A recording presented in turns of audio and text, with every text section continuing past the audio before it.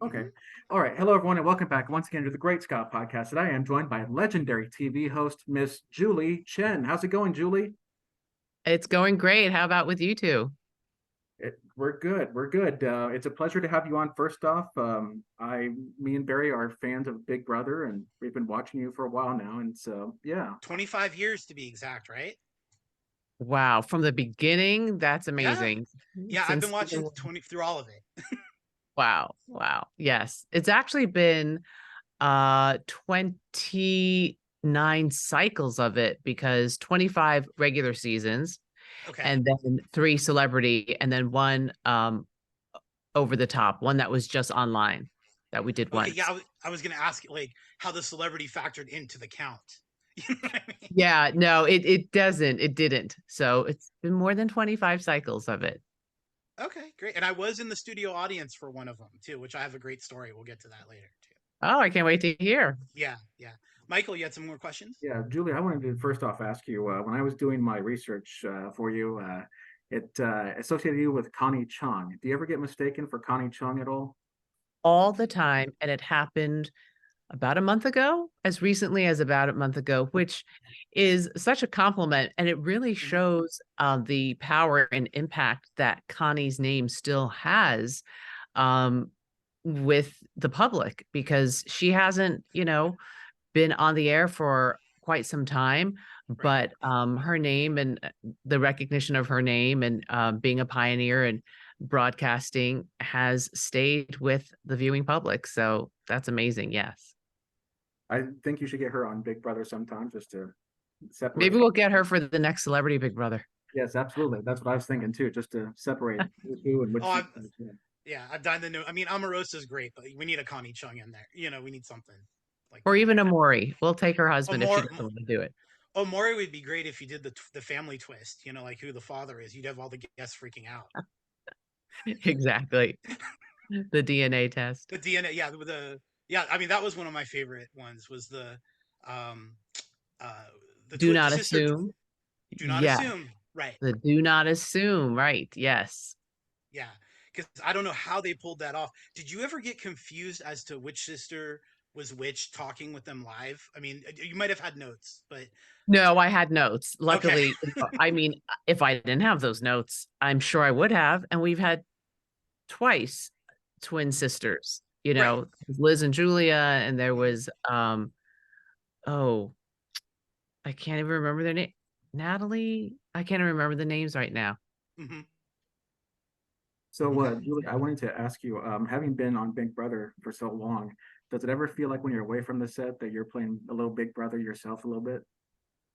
Yeah, when I do watch the feeds from home or on my phone, wherever I am, it does feel like, I'm a voyeur.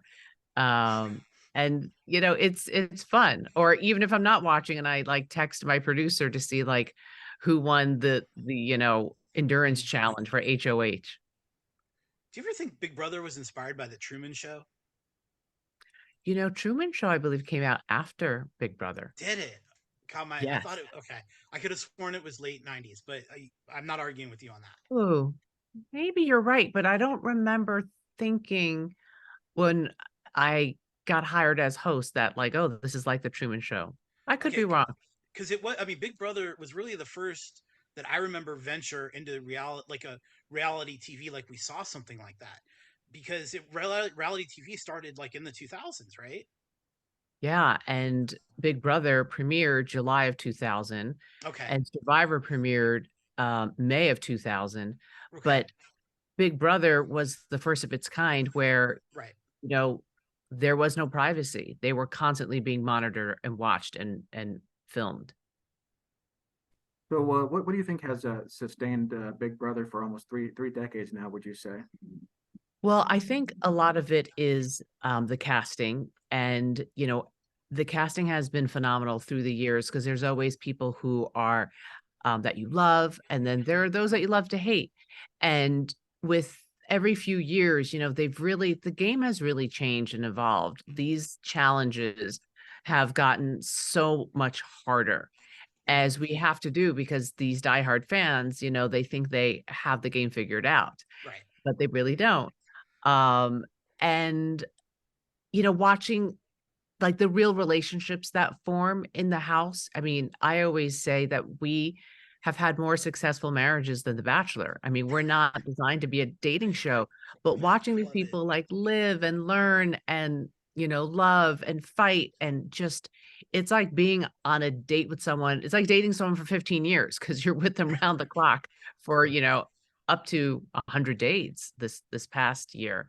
So, and I think, we always get new viewers as, kids are growing up and it's Mhm. during the summertime. So Right. there are kids who, they don't have a driver's license, they're at home, they check it out. It's also so accessible online. And it kind of always feels a little bit like high school, like who's in, who's out, you know, the competition that exists. So you can always relate no matter what age you are with what's happening in Big Brother. Is there anything in that in the 3 decades that it's been on? Have you ever seen anything that has surprised you at all? Have like anybody or any of the celebrities that have been on, has they ever surprised you at all? Not so much with the celebrities because the celebrities are so aware of the cameras, because they're very media savvy. But I have to say that with the regular house guests, how much they, reveal of themselves, like they really let their guard down, Right. and how what they say or how they act. It's like they just become very comfortable. That's their new surrounding. That's their new home. Right. So it just surprises me that people, I mean, you can't put up a front 24/7 for months, so I guess, Right. One thing I that love would be not natural. One thing I love that you do on the show is you're able to, despite the situation and despite the house guest, you're still able to get those answers, whether the audience wants to sit there and boo or not. Because one of the ones that came, house guests that come to my mind is when Erin had her comments, that were really, really bad. I You was know, thinking of that exact right, instance, right, um, she was young, and I don't think she saw what she said as anything wrong.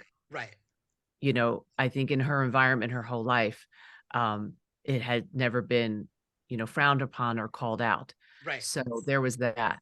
But, I do pray that she has evolved from that, Yeah. and But you were able to, you as a host were able to go at it in such a way where you were able to get those answers, and no matter what we think of her side of her story, to get that and to control the situation from going into a Jerry Springer style show. yeah, I think my background, in news definitely helps with situations like Right. that, We got to, because yeah.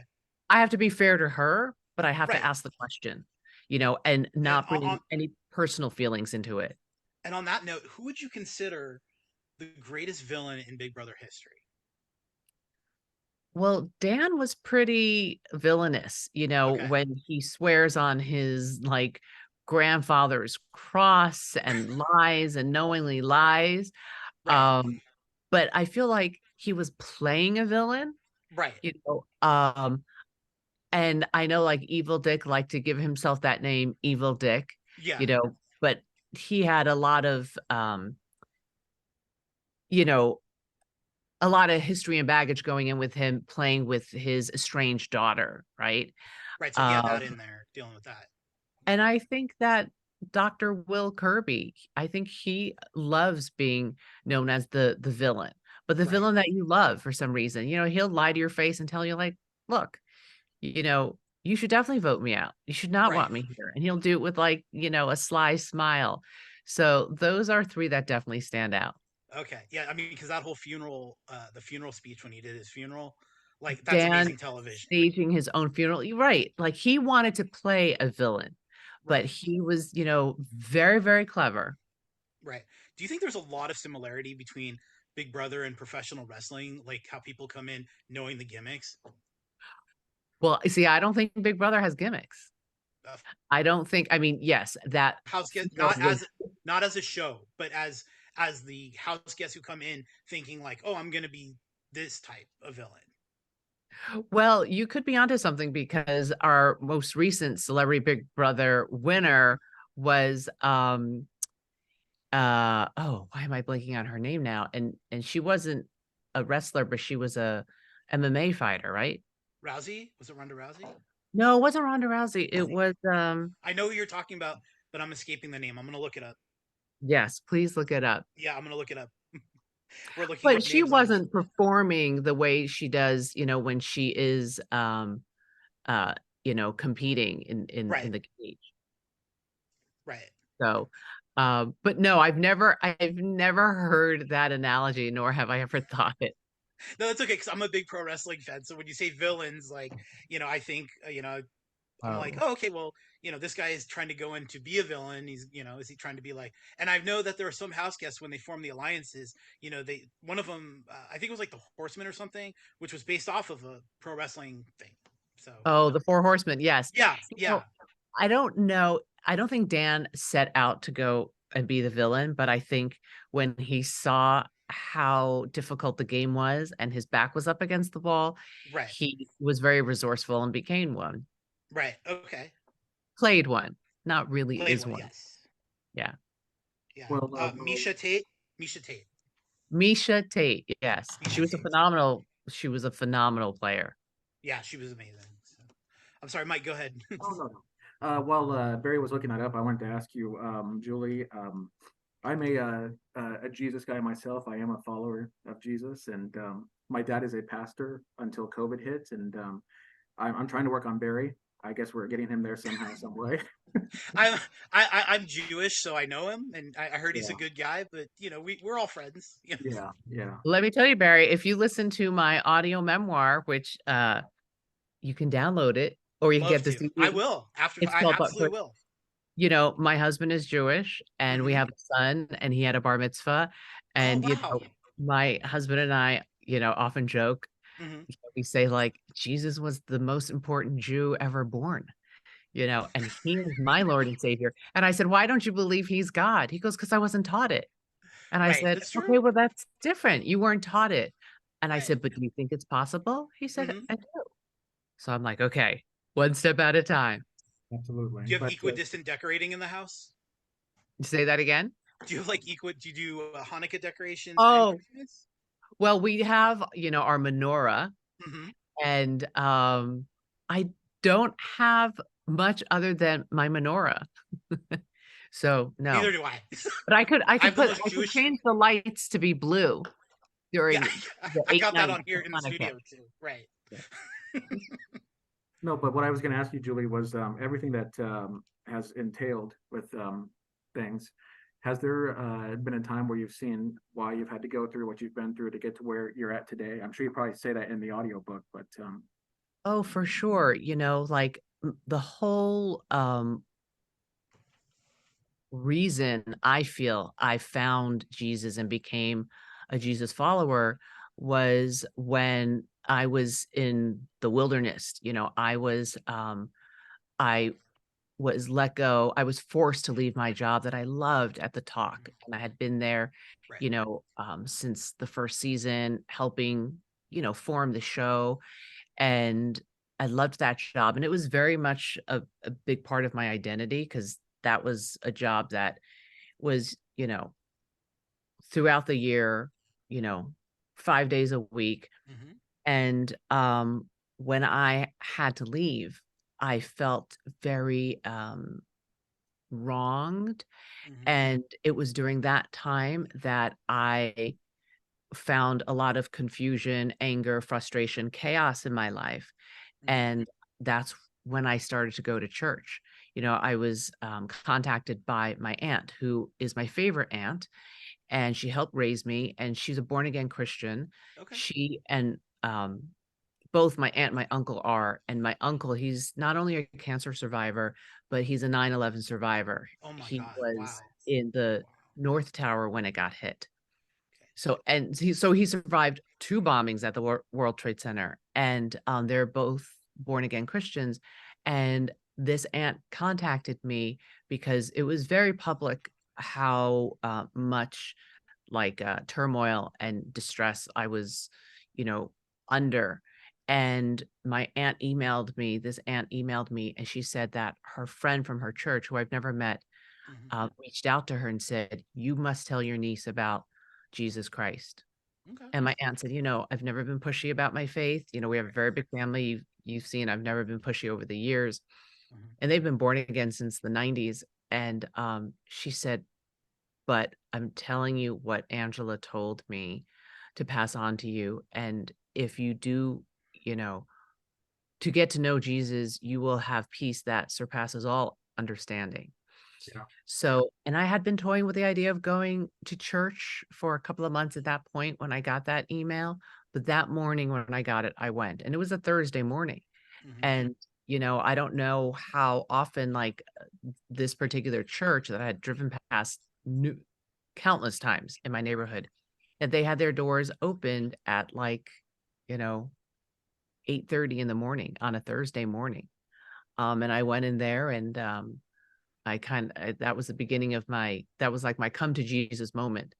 And then I went back that Sunday for church services, and my walk with Jesus really began then in my relationship. So I'm not so sure if I didn't go through um, that hard time, if I ever would have taken Jesus's call. I don't know if I ever would have found in the way that I did. And I think that's very common for many people. It's when you have a bad diagnosis, or you're going through a rough time in life for whatever reason, a breakup, or a death, Yeah. that we turn to God. It's unfortunate that that's often what it is, but Yeah. me being in the wilderness and being in that during those dark times, me losing my job, being forced to step down from my job at the Right. talk, that was a blessing in disguise, because I do credit that as why Hmm. I found God and started my own personal relationship with him. As you had mentioned, the That's old incredible. Julie Chen was not exactly maybe the nicest person as to now, but I do love how you stand up for Jesus as a guy who also believes in him, and my dad being a pastor, and I thank you for the platform that you're using for him. So yeah, It's funny because I've had a lot of people that I work with and friends say, like, Hmm. it's not true that you weren't nice. They're like, "You were always nice. Like, stop saying that." They're like, "You've been, like, so generous, to me throughout my whole career with you and this and that." I would phrase it this way. I was very, I took credit for all the blessings that God showered upon me. Hmm. I thought it was my own hard work and my own doing, rather than a gift or a blessing from God. And I work in an industry where, when you're considered talent because you're in front of the camera, Right. like, you get served first. So I was used Yeah. to being served first, instead of thinking, "No, let me go to the back of the line and let me serve others." So it was Hmm. more like that. Yeah. absolutely. No, I respect all of that, and I love hearing about that journey from both of you, from Michael for a little bit, and Julie. I mean, and I see from you all the time on the show, and different interviews that you've done as well. So I think that's great. Yeah, I think we have to show one another love and kindness, and Absolutely, especially nowadays. I mean, it's especially nowadays. especially nowadays. I mean, I can't even turn on the news anymore. It's just like everything's got to be love, kindness, heart, no matter what. Yes, absolutely. I mean, the same God created all of us. So we are all brothers and sisters, Yeah. and I find that if you give someone a chance and you do more listening than more judging than talking, you will find that you do have more in common with someone. There's more that unites us than Hmm. divides us. Right. So Yeah. Julie, I want to ask you one more question here. What advice do you give to someone who wants to get into the whole entertainment industry? Wow. Well, I feel like it has changed so much since I, was going through college and all that. It feels like today, being an influencer with some social media platform, whether it's on like TikTok or Instagram Reels, like, that seems like a path to start, or like getting on some of these reality shows. I mean, these reality shows are not going away. And in many ways, they can have more followers. I mean, look at the Kardashians. True. I mean, they've been around forever and they're not slowing down. No. They're they just keep rising and rising and rising. So I feel as if you want to get into like, it's one thing if you want to be an actor, right? None of the Kardashians have ever said that they wanted to be an actor or a singer, performer, but they are famous for being famous. Right. So Right. and they started that even before like social media became, existed and became what it is. So I do think if you want to be famous, the way to do it is on some social media platform. If you want to be an actor, um, or a host, that's a different ball game. Different animals. Yeah. Yes. Yeah. Would you ever be on Celebrity Big Brother as a contestant? No, No. done like I've done like little trial, like 4 hour, Mhm. versions of you know, of Big Brother where Right. like a couple of years, me and my talk co-host went in, did one challenge, did one, eviction ceremony. Right. First of all, I'm gonna have the biggest target on my back. Right. Of This course. this Right. game has gotten so much harder. I mean, even, Janelle, who was a Oh comp beat, God, Superwoman. she is Superwoman, but Yeah. we're all older now, and like she didn't have the same command over the competitions in, the summer of 2020 when she went in for All Stars like she Right. had in previous seasons. So Right. no, I'm not looking to embarrass myself. No, it's a fair question. It's just I thought it's a fair question. Fair question. Fair enough. Um, Yeah. yeah, no, that's great. And then real quick, I'll tell you my Big Brother story. So, I was in the audience, and they're very hard to get tickets. But it's a great show, very popular show here in LA. Michael's in Kansas City. So I walk in there, and American Idol and AGT, they always put the models up front. I'm not saying they do that at Big Brother or they don't do that at Big Brother, but I asked the guys there. I'm like, do you guys normally put the models in front, or should I just sit here in the back and we'll just call it an even day?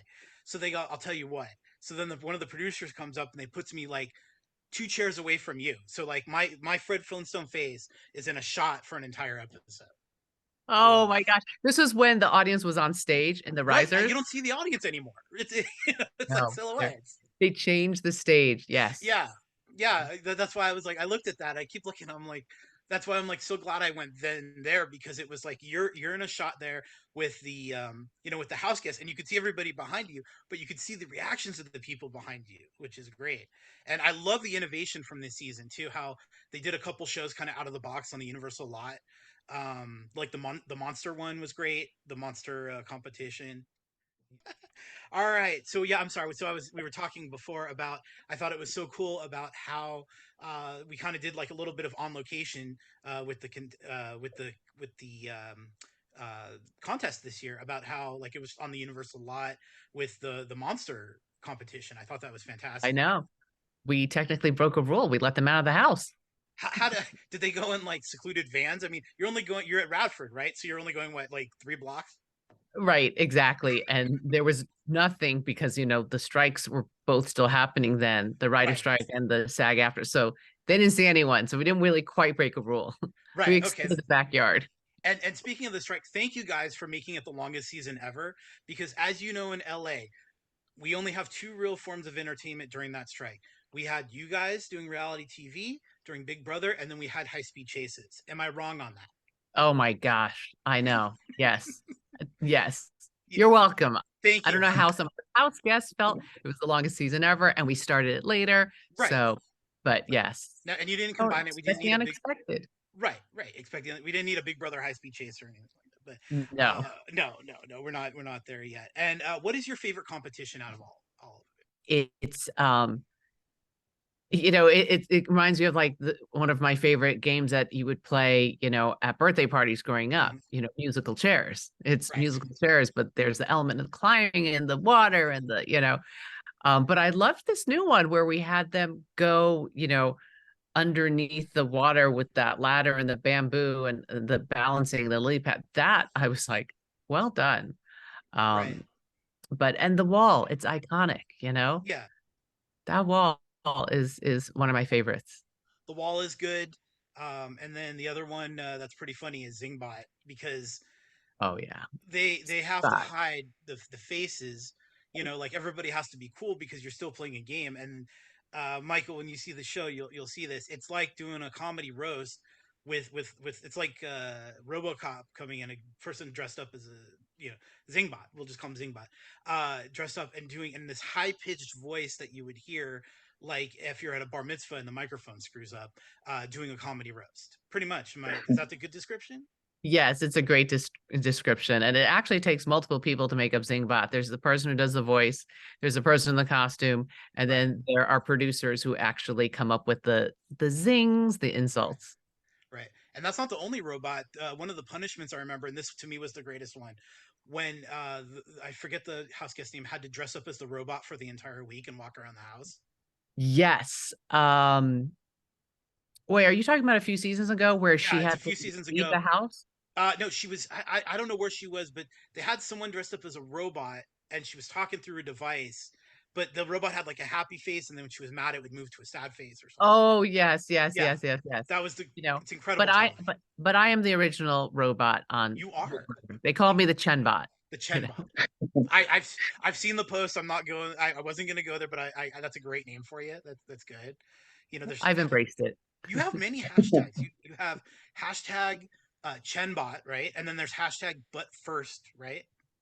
Yes, which is why I called my audio memoir, but But first, God, first, but first, because it's such a iconic Big Brother thing. It's like it's day 89 in the Big Brother house, and Barry and Michael are up for eviction. But first, the power has shifted. So that's how, and someone put on the internet every single episode of me saying, but first, but first, but first. And I do sound robotic. So okay, that's how they called me the Chembot, like right, look at her steely, stare as she says those two words. And then I start seeing people like Dunkin' Donuts, but first coffee, like people kind of like, wait a minute, you can't copyright it, but I'm like, wait a minute, give credit to Big Brother. So when I was, doing my audio memoir, my spiritual awakening audio mhm, memoir, when we were coming up with titles, I said, how about, but first, God, because what I've learned becoming a Christian is that God must come in first place. If you don't, we have everything that we have because of God. right, None of this belongs to us. It all belongs to God. So, we have to give him the glory and give and own that. And, he created us. We're here to glorify him and love right. one another, which is why I like to end every episode of Big Brother with love one another. It's scripture that is it's the second most important commandment, after love God first, then Yes. right behind that, love one another. I And I love that. think we need that now more than ever. I love that. So your send off, your trademark send offs that you do are written in something personally from your heart, which is fantastic. I mean, you say Chembot all you want, but that's not coming from a bot or a gimmick or a hashtag. That's coming from you. Yes, That's indeed. beautiful. That's beautiful. Thank you. Yeah, no problem. And I think we're about to wrap up. So I think we will be evicting each other from the podcast at this point because we do not Very, have a. very. Can you evict Julie? Can you do me a favor and tell Michael that he's evicted from the podcast? Well, I Michael, was gonna have. No, Well, I no. was gonna have Listen. Julie. Go ahead. No, you were let going her. to have me do what, Michael? Do your famous send off for every episode. Oh, well, first I can evict you. Thank you. Then I Thank could you. do but first, God, I have to just let anyone who's interested know that But First God is available wherever audiobooks are sold. There is not a book form of it. It is only an audio experience, an audio original. So, but you can buy it on Amazon on your phone, Audible, Spotify, Apple, all that. But Michael, by a vote of 1-0, meaning Barry voted you off No, no. out of the house, Michael, you've been evicted from the Big Brother house. Not the podcast, because if I Right. did that, you guys wouldn't have a show. No, no. We Yeah. need to keep the show. We need to keep the show, and we got to stay Yeah. tuned for reindeer games too. Yes, exactly. So I will say thank you for having me on your podcast, and good night and love one another. We will. Thank you, Julie, so much. Thank you, Julie. Thank you. Thank you. Thank you. God bless you both. Thank you so much. Thank you. You too, ma'am. Bye-bye. Bye. Thank you. Bye-bye.